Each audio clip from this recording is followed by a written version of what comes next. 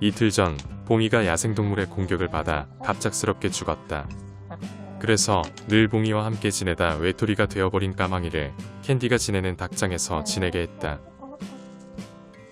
봉이가 죽은 곳에 가보니 뽑혀진 깃털만 여기저기 널브러진 채 나머지 몸은 흔적도 없이 사라졌다. 밤이 아닌 대낮에 누군가가 봉이를 사냥 후 살점을 모두 뜯어먹은 것이다. 사실 지난 몇 년간 몇 개월에 한 번씩 암탉이 사라지는 일이 있었다. 그런 일이 생길 때마다 암탉이 스스로 울타리 밖으로 나간 뒤 돌아오지 못했거나 아니면 맹금류가 잡아간 거라고 생각했다. 그런데 최근 한 달 사이 2마리의 암탉이 사라졌고 몇 주 전에는 봉이처럼 암탉 한 마리가 깃털이 모두 뽑힌 채 죽었다. 범인이 누구인지 모르지만 오리나 머스코비를 노리지 않고 철저하게 암탉만 노리고 있는 것이다. 밤도 아닌 대낮에 이런 일이 일어난다는 게 흔한 일이 아닌데 공교롭게도 대부분의 사건들은 내가 농장을 비웠을 때 이루어지는 것 같다. 여러가지 가능성을 고려해보건대 범인은 야생 고양이가 아니면 맹금류일 가능성이 높다고 생각한다. 그런데 이미 우리 농장에는 3마리의 고양이가 지키고 있는 점을 고려한다면 야생 고양이의 소행이라고 보기는 어렵다. 사람이 없을 때 동물들 중 가장 약체인 암탉들만 노린 점을 생각하면 맹금류의 짓이라 생각된다. 게다가 죽은 암탉의 사체에 살점이 없거나 그동안 흔적도 없이 사라진 점 등을 고려해보면 더더욱 맹금류의 소행이라고 생각된다. 오리나 머스코비들은 늘 함께 몰려다니기에 사냥하는 게 쉽지 않지만 닭들은 홀로 다니는 경우가 많기에 쉬운 먹잇감이 된 것 같다. 그나저나 죽은 봉이도 안타깝지만 홀로 남은 까망이도 안타깝다. 까망이를 키운 엄마가 봉이라서 그런지 두 녀석은 사이좋게 늘 함께 돌아다니고 잠도 바로 옆에서 잘 만큼 각별했다.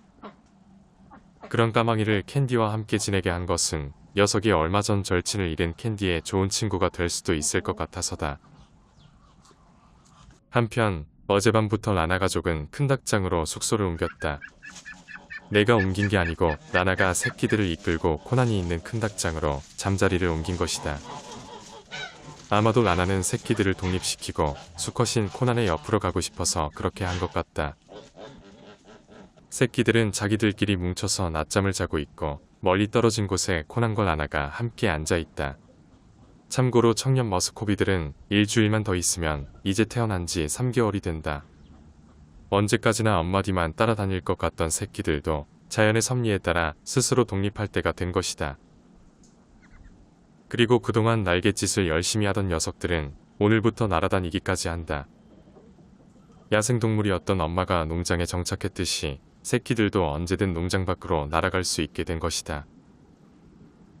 농장에서 계속 살아가든지 아니면 다른 곳으로 날아가든지 선택은 녀석들의 몫이다. 한참 뒤에 다시 와보니 새끼들은 엄마와 함께 낮잠을 자고 있고 코난 주변에 포비가 어슬렁거리고 있다. 아마도 포비는 라나가 옆에 없을 때 코난에게 다가온 것 같은데 정작 코난은 포비에게 전혀 관심을 보이지 않고 있다. 올여름 라나가 알을 품고 새끼들을 키울 때 코난과 포비는 굉장히 친한 사이였다. 하지만 코난은 라나와 새끼들을 보고 난 뒤부터 포비와 멀어지기 시작했다. 코난이 의도적으로 그렇게 한 거라고 보긴 어렵고 아마도 새끼들과 함께 있는 라나에게 좀 더 관심이 간 거라고 생각된다. 문제는 포비가 낙동강 오리알처럼 너무 처량한 처지가 되었다는 것이다.